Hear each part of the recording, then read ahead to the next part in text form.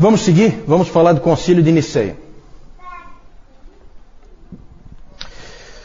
Gente, como eu disse antes, o quarto e o quinto século foram de imensa produção teológica.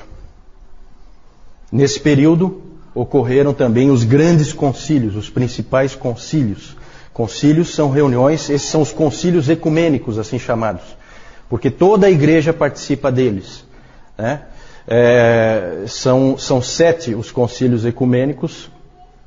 Esse concílio, o concílio de Nicéia, é considerado o primeiro. Não sei por que o concílio de Jerusalém, até alguém comentou isso comigo, eu não sei por que ninguém considera o concílio de Jerusalém o primeiro, né? Talvez porque ele seja de uma outra época, com a presença de apóstolos, e já que em Nicéia é diferente, né? É um concílio diferente.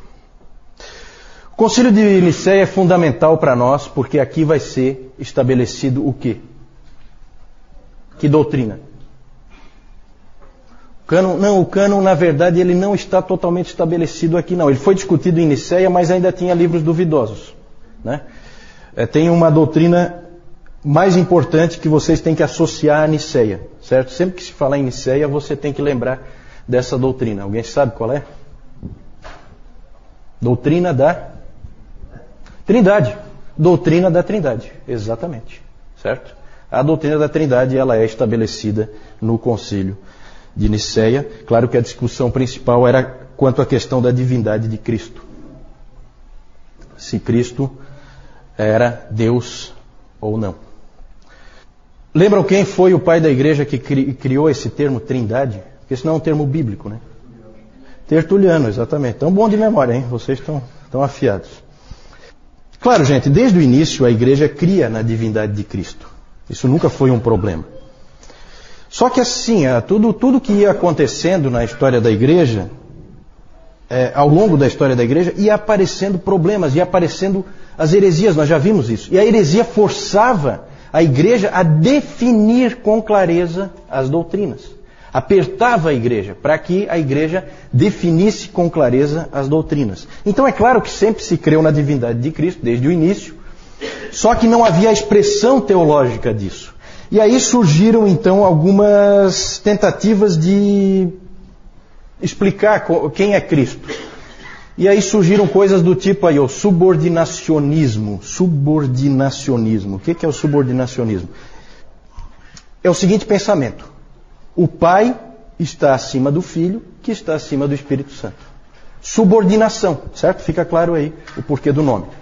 Então o Pai é mais importante que o Filho vem em seguida e depois vem o Espírito Santo em terceiro plano.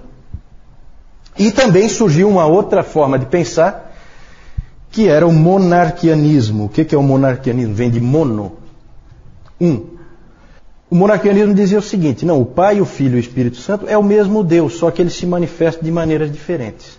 Então uma hora ele está como Pai, outra hora ele está como Filho, outra hora ele está como Espírito Santo, mas é sempre o mesmo. Ora, essas coisas impuseram uma dificuldade para a igreja. O que fazer com isso aí? Isso aí é verdade, não é verdade? Seguimos isso, acreditamos nisso ou não? Houve necessidade de definir as coisas de forma clara. E aí surgiu uma outra coisa. Pode passar aí, por favor? Aí surgiu um debate ainda mais intenso. Um problema na cidade de Alexandria. É sempre Alexandria, né? Impressionante. Alexandria está em todas Alexandria. Houve um problema na igreja de Alexandria. A igreja de Alexandria tinha um bispo, já um senhor muito velho, bem velhinho, chamado Alexandre. E esse bispo, ele pregava, e ele sempre pregava enfatizando a igualdade do Pai e do Filho. Deixando claro que o Pai e o Filho estão em pé de igualdade, que não há o subordinacionismo, que o Filho é Deus, como o Pai é Deus.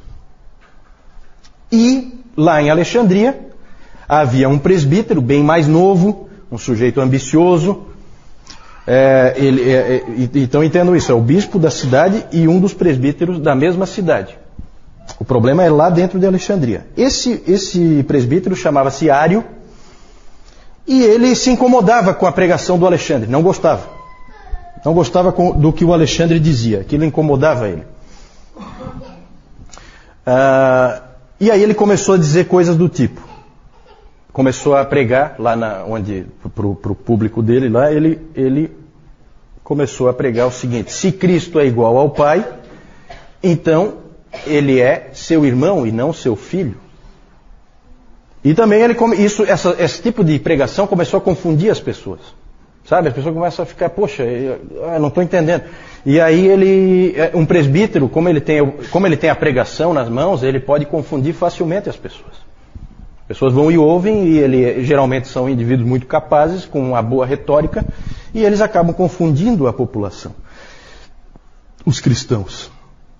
Por isso que é tão importante, como o Nilton frisou hoje de manhã na pregação, né, haver a nobreza dos bereanos sempre dentro da igreja, para que esse tipo de coisa não aconteça, para que sempre a própria congregação possa checar a pregação que é feita. Outra coisa que ele dizia também: houve um tempo em que o Filho não existia. Vejam essa afirmação teológica. Isso é um problema. Se ele não existia, ele foi criado. E realmente era isso que o Ario defendia. Jesus Cristo é o primeiro ser criado. É um ser especial, é um ser muito elevado, mas é um ser criado. Quem é que crê nisso hoje? Que a gente conhece bem? Testemunhas de Jeová, né? Testemunhas de Jeová. Então é uma coisa sutil, por quê? Porque você vai pegar um folheto das Testemunhas de Jeová, é cheio de Jesus Cristo. Né? O único problema é que ele não é Deus. Né? Então eles colocam ele lá em cima, mas não no lugar certo. O debate acabou se tornando intenso. Inclusive depois nós vamos falar do Gregório de Nissa. O Gregório de Nissa dizendo que, olha, que não se falava em outra coisa em Constantinopla. Era insuportável caminhar na cidade. Porque não se falava de outra coisa a não ser esse debate teológico. Agora vejam que interessante, né? Vejam como o quarto século é peculiar e é um século fantástico. Imagine você as pessoas comuns na rua discutindo teologia. Realmente o mundo tinha se cristianizado. Impressionante. Depois nós vamos ver o Gregório de Nissa. Então, por causa desse problema todo, pode passar aí, convocou-se o primeiro concílio ecumênico, o concílio de Niceia. Foi convocado pelo imperador. Quem é o imperador? Constantino, exatamente. Foi convocado pelo imperador Constantino para resolver a questão. Afinal de contas, quem é que está certo? E lá surgiu essa palavra nesse concílio. O concílio foi na cidade de Niceia, na Ásia Menor. E lá se reuniram então bispos de todas as igrejas do Império Romano, e inclusive convidados de fora do Império Romano.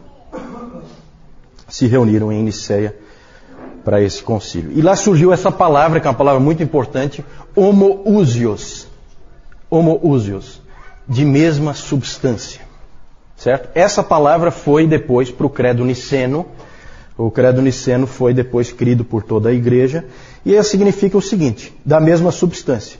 O Filho é da mesma substância que o Pai. Certo? Essa substância não é algo que a gente possa definir, tá? É uma coisa assim, é só para dizer que os dois, eles são equivalentes, apesar de não serem a mesma pessoa. Certo? E aí então começou a se formar a doutrina da Trindade. No credo niceno diz o seguinte sobre o Filho: gerado, não criado, é feita essa ênfase, não criado, consubstancial ao Pai, de mesma substância que o Pai.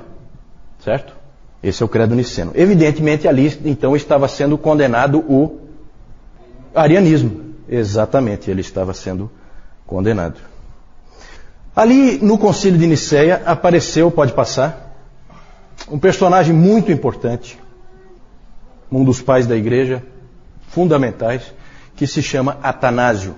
Atanásio, que era apelidado de o Anão Negro, porque ele era baixinho e a pele bem escura, então ele era o Anão Negro. Era muito jovem, nessa época do concílio de Niceia, ele tinha só 25 anos, aproximadamente 25 anos, por aí. Ele não teve uma grande participação, ele era um diácono, ele na verdade estava apoiando o bispo de Alexandria, ele como diácono apoiando o bispo de Alexandria, o Alexandre, que nós vimos antes, e não teve assim uma grande participação. Ele mais tarde, ele mesmo tornou-se, de diácono ele passou a ser presbítero, e de presbítero ele se tornou o bispo de Alexandria, Atanásio. Inclusive muito jovem ele já se tornou bispo de Alexandria, em torno de 30 anos ele já era bispo de Alexandria. Ele foi 5 vezes exilado por causa da sua luta pela veracidade da Trindade e pela sua luta pela divindade do Filho. Ele batalhou com unhas e dentes por isso. Foi 5 vezes exilado. Uma vez o Constantino mandou ele, eu acho que foi, não foi o Constantino, acho que foi o Constâncio, filho do Constantino. Mandou ele o mais longe que o Império Romano podia mandar. Tirou ele de Alexandria, onde ele era bispo, e colocou ele lá na Alemanha, no limite extremo do Império Romano, só para isolar ele, porque ele estava incomodando. E por que ele estava incomodando? Porque os imperadores gostaram da doutrina ariana. Para eles era politicamente mais interessante, inclusive o próprio Constantino. Constantino depois absolveu o Ário. Na verdade, houve uma preferência política pelo arianismo, e o Atanásio, então, teve que lutar não só contra a igreja, que apesar do resultado do Concílio de Nicéia, pendia para o arianismo, como ele teve que lutar contra o próprio império, porque o imperador também era a favor do arianismo, certo? Inclusive tem aquela famosa frase do Jerônimo, em que o Jerônimo diz que o mundo inteiro esteve prestes a acordar ariano nessa época. Por muito pouco não se tornou totalmente ariano, certo? E o Atanásio foi o grande guerreiro, o grande lutador pela verdade. Hoje de manhã o Newton, inclusive, leu o texto de Judas e lembrou dessa coisa da luta pela verdade. Interessante que a igreja sempre lutou pela verdade. A igreja não foi, em nenhum momento da sua história, isso eu posso garantir para vocês, e vocês vão ver aqui, em nenhum momento da sua história ela foi um centro de entretenimento. Mesmo nos seus piores momentos, ela não foi um centro de entretenimento. Isso só aconteceu no século XX. Nunca antes a igreja imaginou fazer palhaçadas num local de culto ao Senhor, certo? Esses homens eram homens que lutavam pela verdade. E por isso veio a famosa expressão Athanasius contra mundum, porque ele lutou contra o mundo inteiro, sozinho. Claro que não sozinho, a igreja dele amava ele, inclusive ele foi banido, 5 vezes ele foi exilado, e eles não colocaram outra pessoa no lugar dele.